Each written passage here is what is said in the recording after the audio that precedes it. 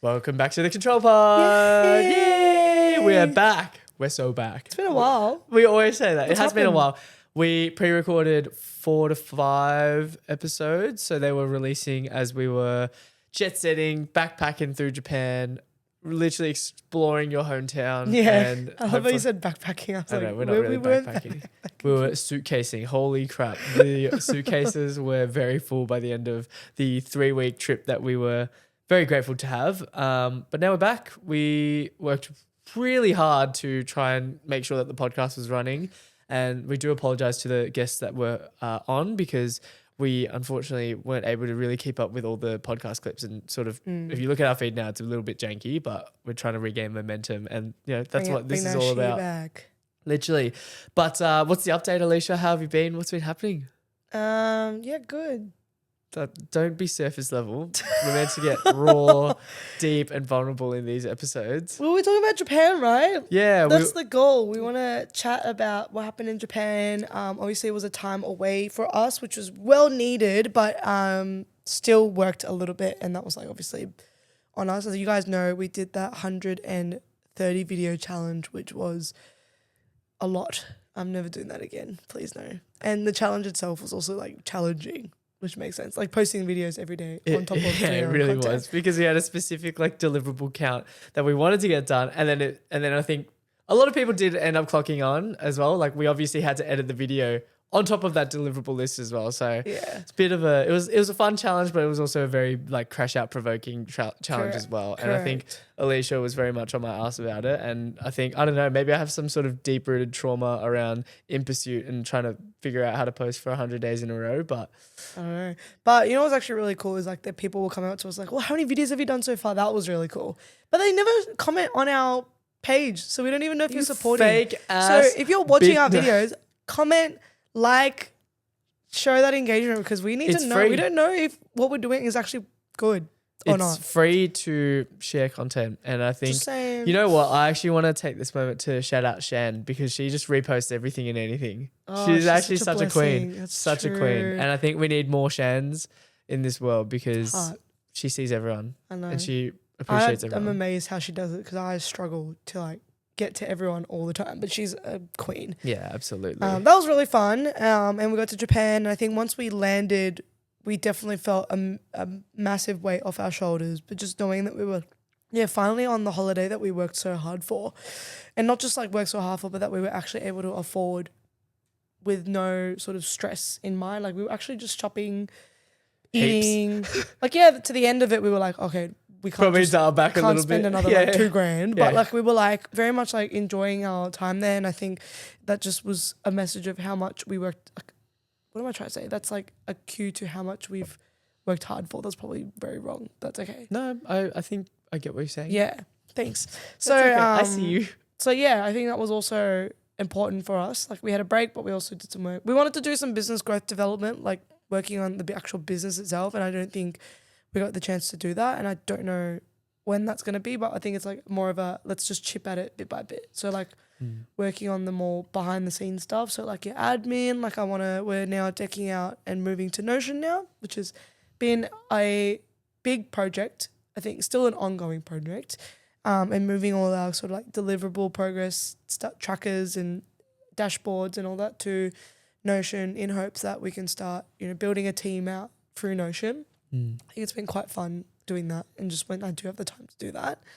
And then working on like SOPs for our business. So SD card, storage, I want to create a checklist for equipment and all these different things that we can implement into 2026. So it's like a bit more easier and smoother, because we've definitely had, not as much of a reflection yet, but we've definitely reflected on like what we could have improved.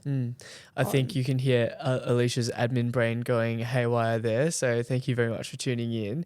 I think to reiterate basically like what Control was and how it is going, I think like not like necessarily the flaws are being highlighted, but I think just the realizations of who we are as people, as we have developed over the last 8 months, has definitely come to fruition, in the sense that I think Alisha is very forward thinking, and in terms of all the administrative side of things, like it's so important, and I'm like definitely getting my ass handed to me basically on a daily basis in like the best way possible. And I think just personally inserting myself in there. Like I was not a fully fledged videographer. I didn't study it. I didn't go into it knowing all the right systems and procedures. I was just sort of like, holy shit, someone wants to pay me for this. Like, okay, cool. Like I'll turn up to shoots and do this. Oh, pricing. What do I price myself? I have no fucking clue what I'm doing. So and that went on for about maybe a year. Like I was sort of told my rate by like a previous agency that I worked at. And then I think coming in and sort of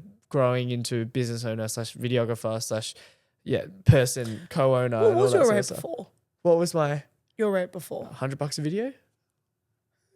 Which is, like I'd Okay. say pretty reasonable rate. Definitely could be For like a charging higher. talking head though. No, not talking head. So it was pretty much like hype cut. So it was actually pretty decent sort of Interesting. salary or 100. not salary, just like sort of pretty good rate, I would say. And I was pumping them out. Like I was pumping them out pretty consistently.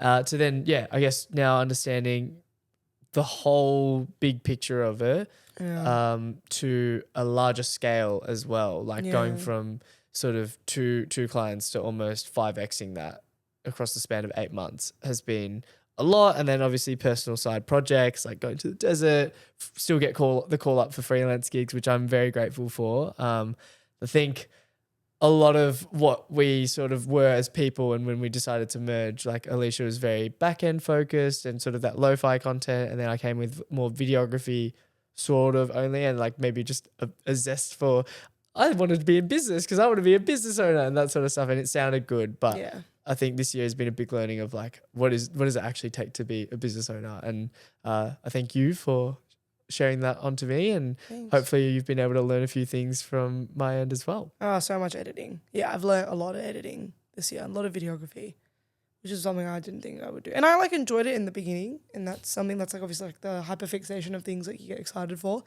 And I think now that I'm like doing a lot of it more consistently, I think I'm very much like leaning more towards my admin, which is what I enjoy the most. And so I think that because that's my power strength, that's probably going forward into 2026, that's probably what control will look like is more differentiating those roles now, and whether that's like hiring a videographer to sort of even like replace me, or someone that can go out to shoots with you that isn't me, will eventually be sort of that first pass that we'll try and aim for next year. And then as like that improves, it's like you then even not attending, but you love attending shoots. I do. I was thinking, you get so much energy from I was talking to my mates a bit about it, and I was like, like I would want to move on from videography, but then I get so much energy from being with people. With people, right? Yeah.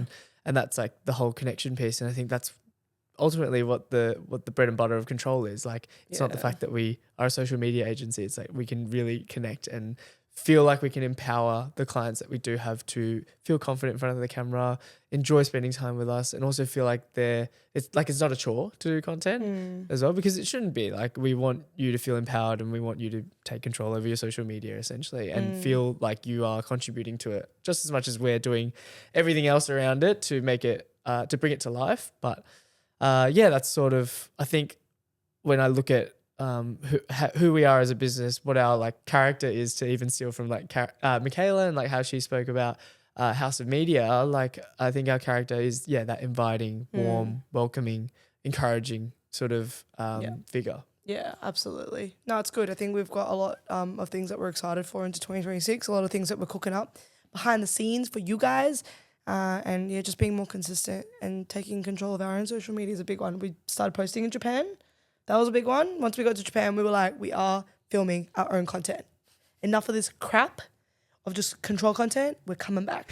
We're locking the freaking. It's so funny because obviously we live with Kenai, and he's taken off on social media. Like it's just go check insane. out my brother's page, guys, on TikTok.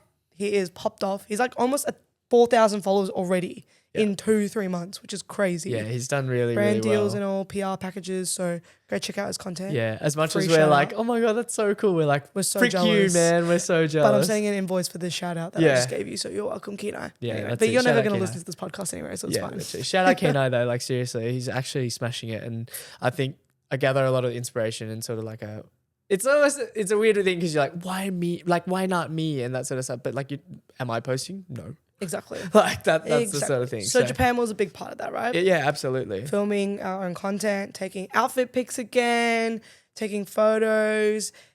I think that was like a massive thing for us, and getting back into the swing of filming our own content was very exciting. I think taking the first outfit pic in Kobe. Oh no, it was in Kurashiki. That photo that I've already posted. It was such a nice photo. And I was like, oh my God, I feel myself coming back. And that was really nice. And so yeah, going into next year, I just want to like work on more outfit pics. But it was just nice to film. There's something about Japan that just makes you want to film. And I've said this to so many people, like the way that the city looks, the way the colors, the lights, the just everything about it is just so aesthetic, and you just like want to film all the time. Yeah, it's a weird one because there's like that zero care factor, or even though people are staring, you're sort of like, well, I mean, we both speak the language, so we sort of like we sit. It's not like there's a language barrier sort of thing. I don't know. Sit there as a local. Yeah, it's like an indescribable feeling of just feeling a little bit more confident. Like I was vlogging a bit more, really want to look at the footage and try and piece together something, and have been trying to piece together. And I felt like it's actually some good time away to like learn some color grading, and which is something that I've definitely been struggling with over the past year for sure. I think like being introduced to this creative scene, like you just see so many talented people, and like no longer can you maybe shoot on auto or just apply a conversion LUT and like that's it sort of thing. Like you have to, not you have to, but I would pride myself in creating the best possible product for our clients, and I see color grading as a part of it to identify that. Yeah. Yeah, no, for sure. I think it's been like a well-needed break, but a creative break. And that's the reason why you've probably felt more ability to be able to have those creative juices flowing. And yeah, as we're rolling out that content, like, please go check it out. Like Jadyn's color grading skills you've immensely improved on your color grading, I think, since, and those postcards, I get so many compliments on those postcards. Oh, do you? Even Janet yesterday was like, oh my God, Jess was like, I really love, was it Jess or Janet? One of the girls yesterday was like, I love the postcard. Oh, it was Jess, I think, was like, those postcard videos were so good. And I'm like, it's almost a 10K just like views sort of thing. Is it? Yeah. Is that 10K views for? Yeah, I think so. I think everyone loves it. I think you just go do postcards now. Yep. Oh, you've got postcards one coming up. Yeah, hopefully we'll see how we go.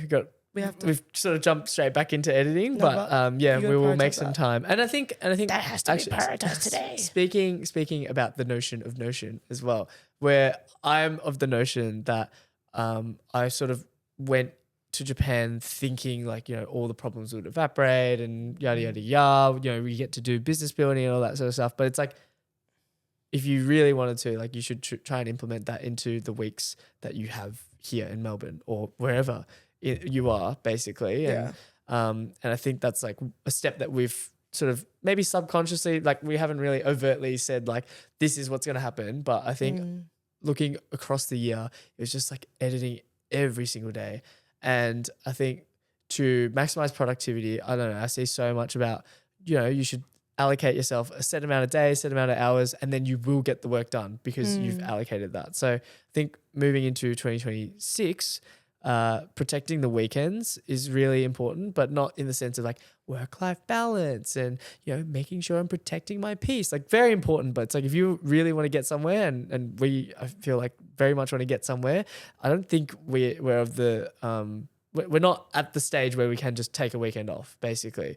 But how can we manipulate it throughout the week to be like, okay, maybe it's not like the strenuous editing and sitting at a screen all day, but can we maybe think of more ideas and find different outlets that we can find some energy from that will be productive to the business's growth, essentially. And I think I'm really looking forward to it and sort of protecting our schedule a little bit more. I think when we started out, we were like, yeah, we can do this, we can do that, we can do this shoot, we can do that, we can get it done by this, get it done by that. And it's like, we weren't protecting our time as per se. And it's not like our clients are like using us or anything, but I think we jumped into business and it was very exciting. But now I think that we've done it for so long, it's like, how can we make it more efficient for all parties? Yeah. Absolutely. And that was, I think, something that we reflected on in Japan, being able to just think about what we could improve and do better on while we were out and about or walking, but also filming content for ourselves, which, very exciting. But we had an exciting opportunity in Japan. We did. Shout out to Isaac. He's not with us at the moment, and I think we don't want to drag him all the way out here every time we film a podcast, but he is our incredible audio guy going through some incredible changes in his life, but he stumbled across Bonta Italia in Daikanyama. Yeah, Daikanyama near Wasn't it in Shibuya? Near Oh, Shibuya. yeah, Near yeah. Shibuya in Tokyo. I don't know. To this day, Alicia and I are a bit sus as to how he actually got there, but the story goes he was up late. I think he was out drinking, Morning? slept in, Yes. woke up around 11.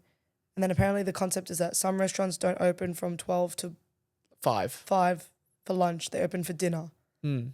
Or Like all the evening restaurants, they don't that open. was the only place I was open at 11. Yeah. So he went there and it made good And friends with the made owner. great friends. So we met Dario and Chiara. Dario is half Italian, half Japanese, Yep. and Chiara is half Australian, half Japanese. Yes, And from Melbourne. From Melbourne as well. From So Port Melbourne. Port Melbourne. No, she's staying in Port Melbourne. She's from Mildura. That's right. Yes. So what a crazy coincidence. And then I think as we were leading up to visit Japan, Isaac was like, you have to go to Bonta Italia. Like, here's their contact. Reach out to them.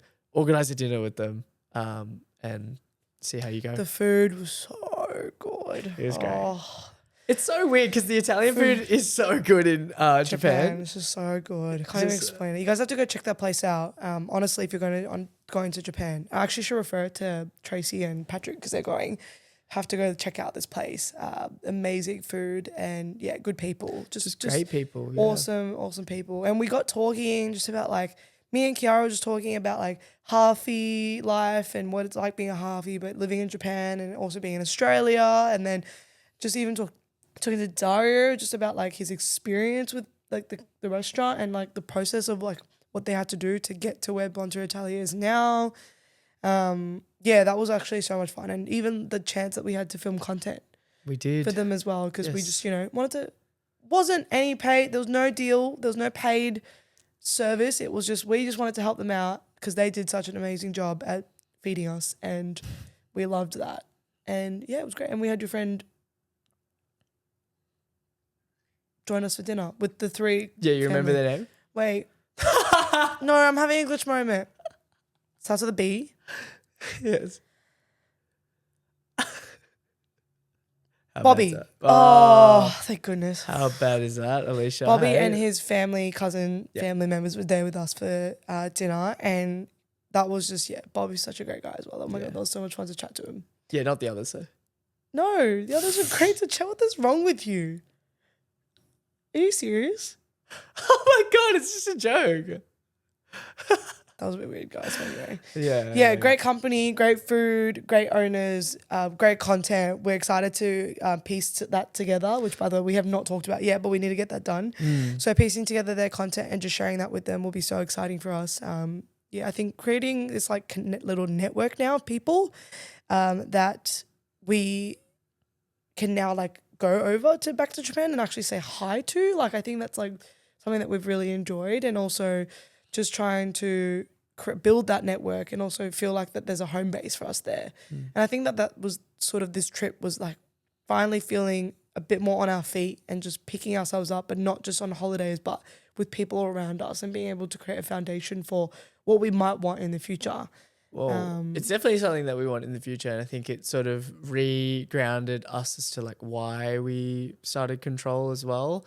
Obviously, to like surface level is to help people with their social media, and because you and I both have a skill and we want to be able to use that to the best of our ability, that allows us some sort of freedom. And I think it's hard to see what freedom might look like when every day you're glued to a laptop screen. And I think that was really unmotivating at times, and I think like very isolating too. But actually being able to touch some grass in Japan and have a look at the opportunity and the community, and you and I both have family there now. Yes. You blood, me experience and connection. I think it really realigned and gave us sort of like a North Star for something to work towards as well. And I think like goal setting, as much as I've heard good and bad things about it, I think it like underlyingly goal setting absolutely allows you to work towards something. What I've learned about myself is if you only attribute yourself to goals that you achieve and only define your success through the goals that you achieve, when will you be happy, essentially? Because there's always going to be something that you want to achieve. But it's about striking that balance. And I think Japan is really that like big North Star. Like, why are we doing the thing that we want to do? It's to ultimately end back up there and to be able to sort of bounce to and from. I love this. But Anyway. let's talk about what Japan was actually like for you. Oh, for 'Cause me? you're just talking about reflectional pieces in 2026. Oh, but okay. that's next year's shit. I want to know, what was Japan like for you? Japan, well, my hair started growing back, so. How good's that? How fucking funny is that? We went to a chemist because I was like, Japan medicine is goated. Like, it's actually so good. Yeah. Like, products in Japan are amazing. So it's like, surely there has to be something that can help, like with your alopecia. I think I've talked about it on the pod. If you haven't, go check out Jane's page.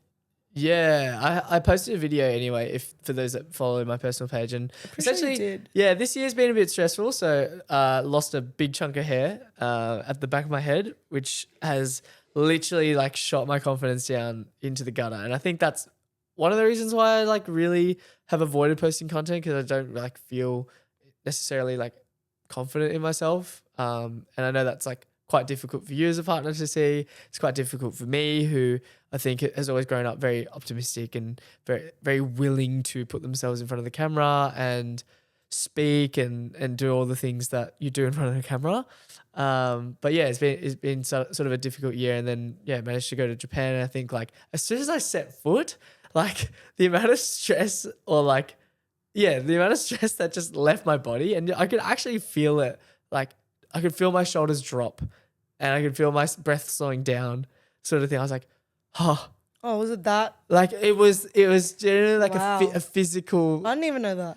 Yeah. Well, No, don't worry, I did. You were sleeping on the plane ride all the way there. yeah, literally, I just passed out and just caught up on my Z's. But I think, just touching down and knowing like, wow, like I'm here.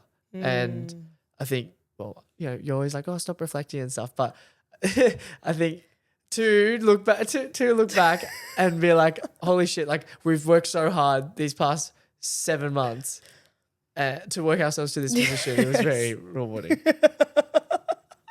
No, reflecting is great, but like this is the Japan content. True. Yes. Yeah.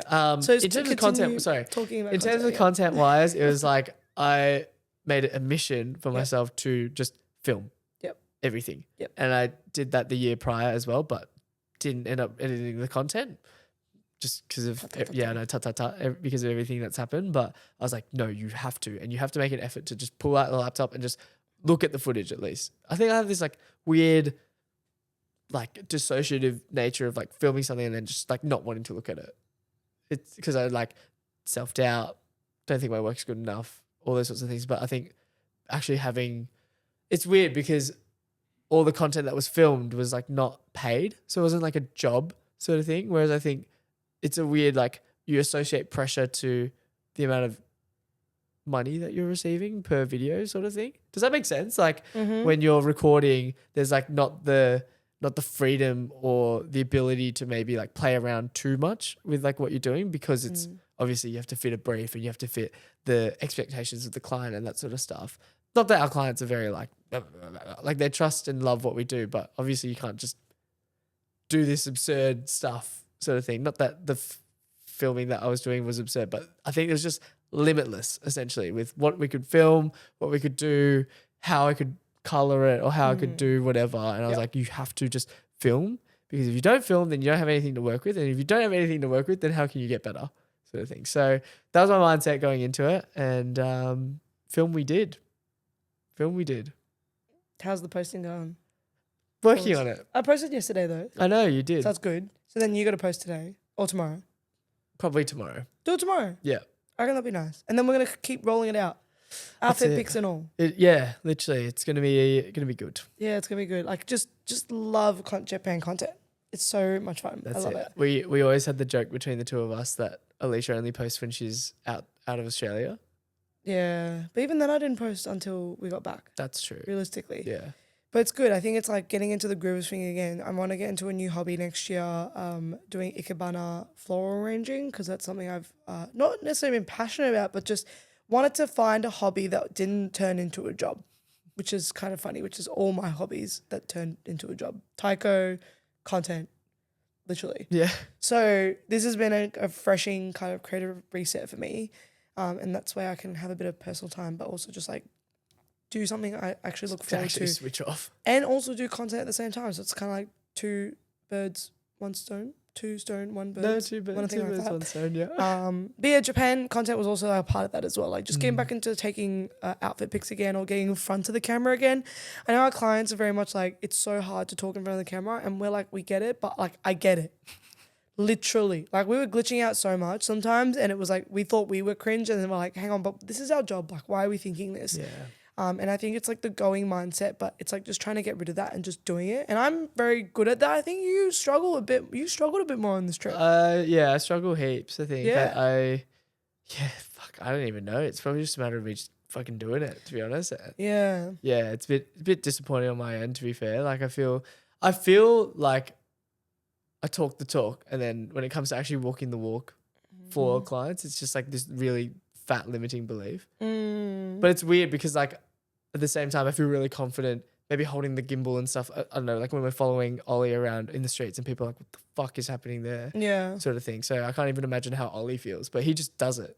Yeah. And I think I they're take a used lot of to it now. inspiration from him, because he's not in a set office or location like most of our clients, because they're in the comfort of their own like little bubble, which is fine because they obviously need to make content around that. But Ollie like goes to the streets and literally like walks around with the teleprompter and stuff. So Yeah. if he can do it, like why can't I? Sort of Yeah, thing. absolutely. It is hard. Like I think you just have to get used to it. And I think scripting has become a bit of a limiting issue for us as well, because we've gotten to this habit of just scripting everything rather than just talking off the cuff, which we should be able to do naturally. Which we do on this Especially- podcast as well, but it's so funny. I know. So something like to think about, like how can we improve that for ourselves next year is important. I think we noticed that in Japan because we were shooting at Tokyo Station, and Oh my God. I was shooting a video that I kind of had an idea of what I was going to say, but I didn't know how to phrase it. And I usually have to yap for hours, so it's fine. But then it got to you and you were like, I don't know how to say it. I don't know what to say. I don't know how to do this. Yeah, And you it- were like, we were crashing out at each other because of it too. Yeah, that's true. Because I think when I, like, maybe I just overconsume as well. And like the consensus for social media is you want it to be punchy and all that sort of stuff. I think for your way of speaking, there's like, it drags out a little bit. Yeah. And that's like that's my business way of like, oh shit, like that, like the retention's just going to drop because you're just like not necessarily tailoring or making sure that it's like Yeah, but you cut. engaging and snappy. Yeah, of course. That's the point.